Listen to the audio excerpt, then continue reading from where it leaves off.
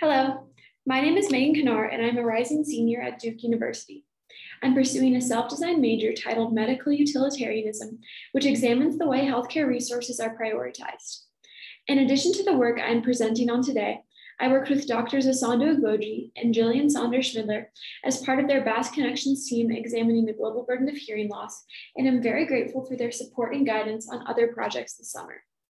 For the topic of today's presentation, I am very grateful to have worked under the guidance and support of Dr. Minna Silverberg with additional guidance from Fred Johnson. The first documented meal delivery service in the United States was Margaret Toy's Platter Angels, who delivered food to homebound people in need during a particularly harsh Philadelphia winter.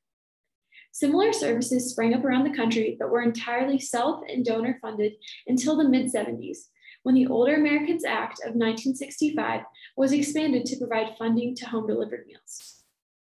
Since then, Meals on Wheels and similar services have been primarily supported by a combination of donor and federal funding, with labor coming from volunteer drivers and meal preppers. A typical program brings volunteers together to assemble food, then sends out drivers to deliver meals around lunchtime to the clients.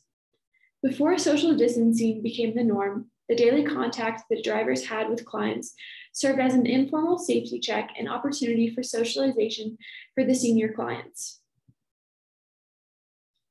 These services have been shown to improve health outcomes and lower healthcare costs.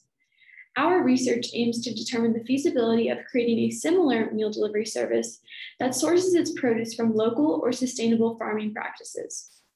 To this end, we have begun conducting a scoping review to map the existing nature of meal delivery services and to demonstrate which components of meal deliveries and local food systems increase health and which elements of these structures are unnecessary. To that end, I reviewed literature to determine the benefits of a meal delivery service this summer. At least one of the articles included in the search showed an increase in fat-free mass, an increase in healthy eating, an increase in healthy index scores for the meals provided by these services, increased caloric intake, increased protein intake, decreased hypoglycemia, and more food security.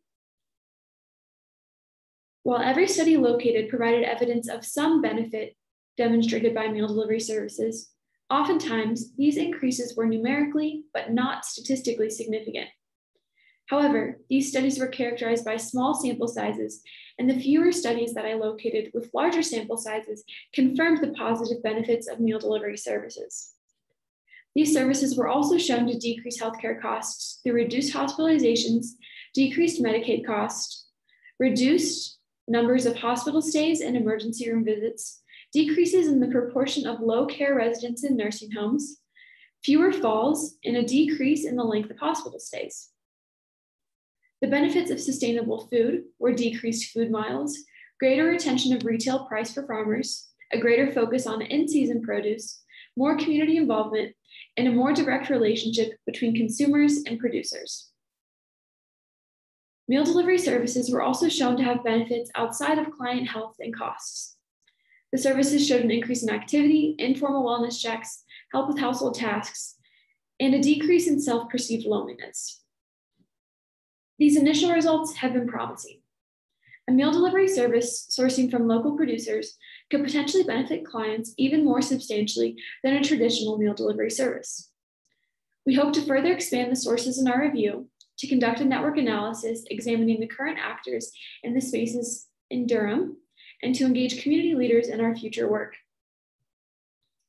Based on our current understanding of the food systems in Durham, many of the components to building a medically tailored, sustainably sourced meal delivery service are already in place. To avoid reinventing the wheel, we hope to move forward by bringing these services together with the input of surrounding community leaders. Thank you very much for listening.